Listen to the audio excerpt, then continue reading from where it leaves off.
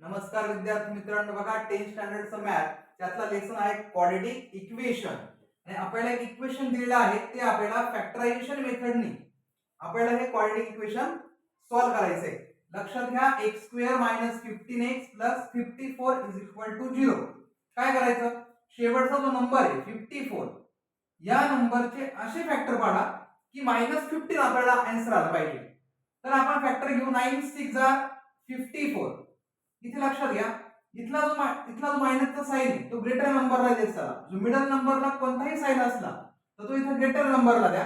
मग त्याच्यावरती आपण एक साइन इथे डिसाइड करू. तर लक्षात घ्या, इथे -9 आहे. समजा मी इथे प्लस केलं तर मायनस प्लस मायनस होतो.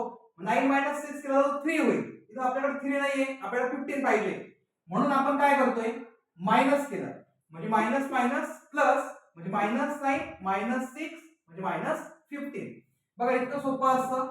बघा इथे x² - 9x - 6x + 54 = 0.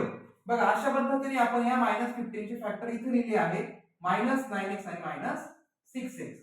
इथे लक्षात घ्या, आपण x कॉमन काढू म्हणजे x - 9. बघा इथला x आणि यातला x काय गेला कॉमन, म्हणजे इथे उरला x आणि इथे -9.